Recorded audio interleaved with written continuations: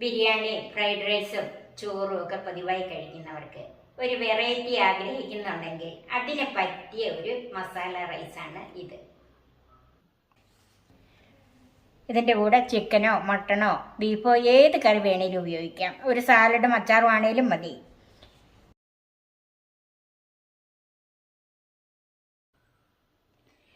ഈ മസാല റൈസിൻ്റെ ചേരുവകളും ഇതിൻ്റെ പ്രത്യേകതകളും എന്തൊക്കെയാണെന്ന് അറിയാനായിട്ട് എല്ലാവരെയും എൻ്റെ ചാനലിലേക്ക് ഞാൻ സ്വാഗതം ചെയ്യുന്നു. 250 ml കപ്പിന് 1.5 കപ്പ് അരി 20 മിനിറ്റ് കുതിർത്ത് കഴുകി വാരി വെച്ചിരിക്കുന്നത്. ഇതിപ്പം താഴോട്ട് വെള്ളം വീണെങ്കിലോ എന്നോർത്താണ് ഒരു പാത്രത്തിലേക്ക് എടുത്ത് വെച്ചിരിക്കുന്നത്. ഇത് നല്ലവണ്ണം ഡ്രൈ ആയിട്ടുണ്ട്. കാരണം ഇത് നമുക്ക് വറുത്തെടുക്കാനുള്ളതായതുകൊണ്ട് ഡ്രൈ ആയിട്ട് തന്നെ എടുക്കണം. ഒരു മീഡിയം ക്യാരറ്റ്, ഇത് ഗ്രേറ്റ് ചെയ്തെടുക്കാനുള്ളതാണ്. അതുപോലെ ഒരു ക്യാപ്സിക്കത്തിൻ്റെ പകുതി, ഒരു വലിയ സവാളയുടെ 4/1 മതി, 3 വെളുത്തുള്ളി അല്ലി, ഒരു ചെറിയ കഷ്ണം ഇഞ്ചി, കുറച്ച് പുതിന ഇല. ഇത് എൻ്റെ വീട്ടിൽ തന്നെ ഉണ്ടായതാണ്, നല്ല ഫ്രഷ് ആയിട്ടുള്ള പുതിന ഇല.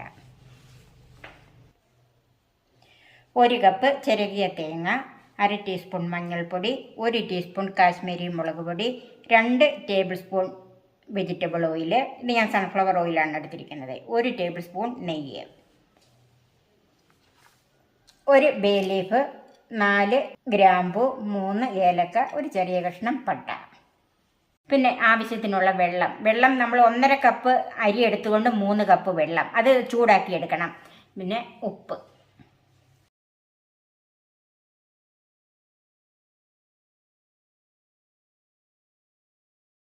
ക്യാപ്സിക്കം ചെറുതായിട്ട് അരിഞ്ഞിട്ടുണ്ട്, അതുപോലെ സവാളയും ചെറുതായിട്ടാണ് അരിഞ്ഞിരിക്കുന്നത്. ഇഞ്ചിയും 2 വെളുത്തുള്ളിയും അരയ്ക്കാനുള്ളതായതുകൊണ്ട് അതൊന്ന് മുറിച്ചിട്ട് 1 വെളുത്തുള്ളി ചെറുതായിട്ട് അരിഞ്ഞ് വെച്ചിട്ടുണ്ട്. ക്യാരറ്റ് ഗ്രേറ്റ് ചെയ്ത് വെച്ചിട്ടുണ്ട്. ഇനി നമുക്കിതിനൊരു അരപ്പുണ്ടാക്കണം. അതിന് ഇഞ്ചി മുഴുവനും, 2 വെളുത്തുള്ളി മുറിച്ച് വെച്ചതും, 1 കപ്പ് തേങ്ങ,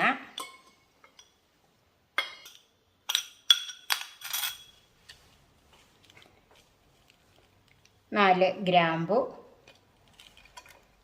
പട്ട, ഏലക്കായുടെ കുരു മാത്രം എടുത്താൽ മതി, 3 ഏലക്കായുടെയും കുരു മാത്രം എടുത്തിട്ടുണ്ട്,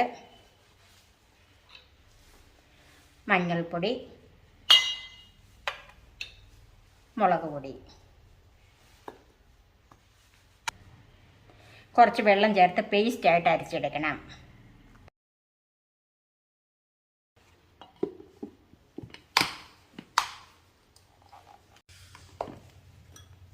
ഈ അരപ്പ് നന്നായിട്ട് അരച്ച് വെച്ചിട്ടുണ്ട്.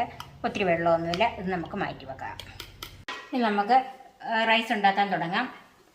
ആദ്യമേ അതിലേക്ക് 2 ടേബിൾ സ്പൂൺ ഓയിൽ ഒഴിച്ചു കൊടുക്കാം. ഞാൻ സൺഫ്ലവർ ഓയിലാണ് എടുത്തിരിക്കുന്നത്.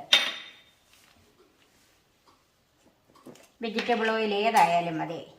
അതിലേക്ക് 1 ടേബിൾ സ്പൂൺ നെയ്യ്,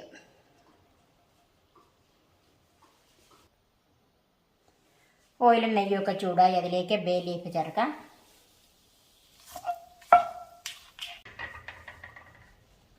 ബേ ലീഫ് മൂത്ത മണം വന്ന് അതിലേക്ക് നമ്മൾ ചെറുതായിട്ട് അരിഞ്ഞ് വെച്ചിരിക്കുന്ന വെളുത്തുള്ളി ചേർക്കാം. 1 വെളുത്തുള്ളി ചെറുതായിട്ട് അരിഞ്ഞ് വെച്ചിട്ടുണ്ട്, അത് ചേർക്കാം.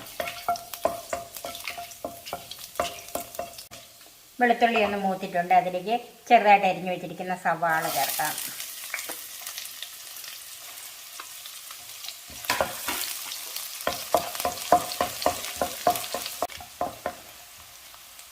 സവാള നന്നായിട്ട് വാടി വന്നിട്ടുണ്ട്, അതിലേക്ക് ഗ്രേറ്റ് ചെയ്ത ക്യാരറ്റ് ചേർക്കാം. ഗാർണിഷിന് ഞാൻ അല്പം മാറ്റി വെക്കുവാണ്.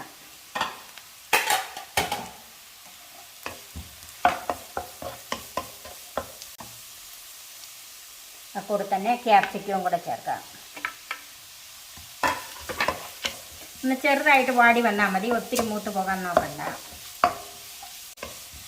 ഇപ്പം ക്യാപ്സിക്കും ക്യാരറ്റും ഒക്കെ ഒന്ന് വാടി വന്നിട്ടുണ്ട്, അതിലേക്ക് അരച്ച് വെച്ചിരിക്കുന്ന അരപ്പ് ചേർക്കാം. തീ കുറച്ച് വെക്കണം.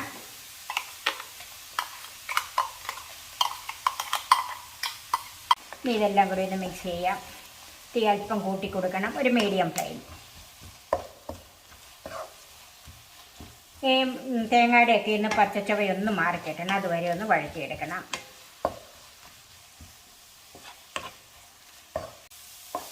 അരപ്പൊന്ന് വരണ്ട് വന്നിട്ടുണ്ട്, കണ്ടോ, വെള്ളമൊക്കെ വറ്റി വന്നിട്ടുണ്ട്.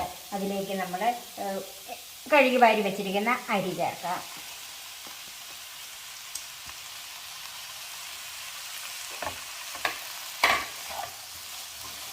ഇതെല്ലാം കൂടി ഒന്ന് മിക്സ് ചെയ്യാം. അരി ഈ അരപ്പ് ചേർത്തൊന്ന് വഴറ്റിയെടുക്കണം.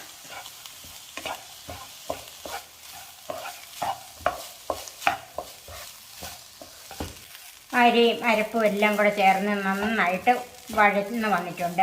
കണ്ടോ, ഡ്രൈ ആയിട്ട് കണ്ടോ, വെള്ളമൊന്നുമില്ല. അതിലേക്ക് 3 കപ്പ് ചൂടുവെള്ളം ചേർക്കണം. ഇതുവരെ ഇതിൻ്റെ അകത്ത് ഉപ്പ് ചേർത്തിട്ടില്ല. ഉപ്പ് ചേർത്ത് 1 ടീസ്പൂൺ ഉപ്പ് ചേർത്തിട്ടുണ്ട്. ഉപ്പ് അല്പം മുമ്പ് നിൽക്കണം.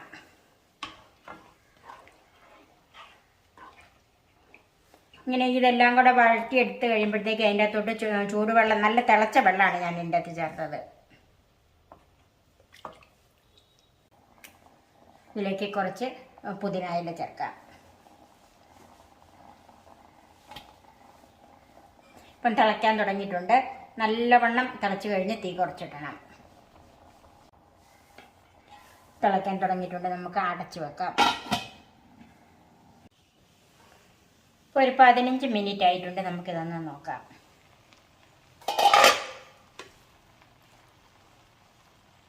ഒരു 95% ഈ ചോറ് വെന്തിട്ടുണ്ട്. ഇനി നമുക്ക് തീ ഓഫ് ചെയ്തിട്ട് ഒരു 10 മിനിറ്റ് മൂടി വെക്കാം. ഇപ്പോൾ ഒരു 10 മിനിറ്റും കൂടെ ആയിട്ടുണ്ട്. ഇനി നമുക്കൊന്ന് നോക്കാം.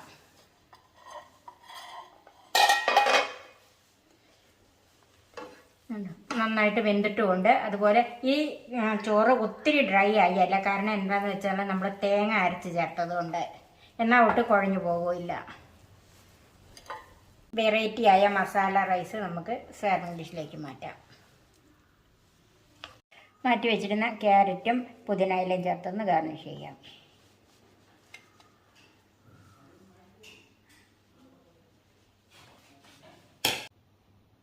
ഇതൊരു വെറൈറ്റി ടേസ്റ്റിലുള്ള ഒരു റൈസാണ്. നിങ്ങൾ തീർച്ചയായും ഇതൊന്ന് ഉണ്ടാക്കി നോക്കണം. എല്ലാവർക്കും ഇഷ്ടപ്പെടും.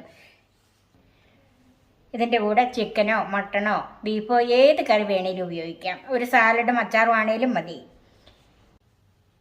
എൻ്റെ ഈ ചാനൽ സബ്സ്ക്രൈബ് ചെയ്യാനും എൻ്റെ ഫേസ്ബുക്ക് പേജ് ലൈക്ക് ചെയ്യാനും ഷെയർ ചെയ്യാനും കമൻറ്റ്സ് അറിയിക്കാനും മറക്കരുത്. പുതിയ പുതിയ വിഭവങ്ങളുമായി നമുക്ക് വീണ്ടും കാണാം. ഞാൻ സോഫി കുര്യാക്കോസ്.